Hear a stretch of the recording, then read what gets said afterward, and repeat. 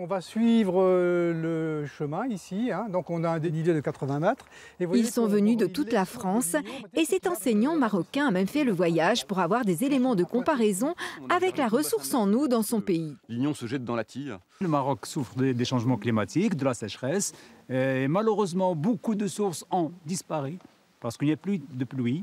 Alors je me suis demandé, est-ce que c'est le même cas ici en France? On n'en est pas encore au tarissement des sources. Hein, on est encore très très loin effectivement d'un climat méditerranéen, voire aride ou en tout cas semi-aride comme on l'a en Afrique du Nord par exemple.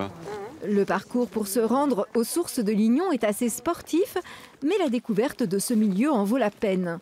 Ce sont des sources caractéristiques du Châtillonnais. Elles naissent en fait sur des niveaux imperméables qui vont intercepter les eaux de pluie qui vont percoler depuis le plateau.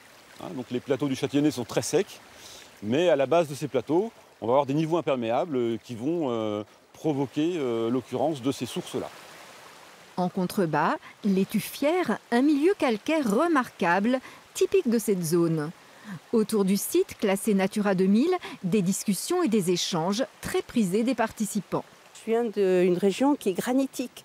Donc c'est vrai que là c'est assez intéressant d'abord parce que c'est quelque chose que je ne connais pas. Nous on a du granit, du gneiss, du micaschiste, plein de choses comme ça, mais pas ce type de roche. Ça permet de rencontrer des gens qui ont les mêmes centres d'intérêt, les mêmes passions aussi pour le métier. Et donc c'est aussi quelque chose qui est reboostant et qui est regonflant. Au final, ce sont les élèves qui bénéficieront des images et des connaissances récoltées par leurs professeurs de SVT à la rentrée prochaine.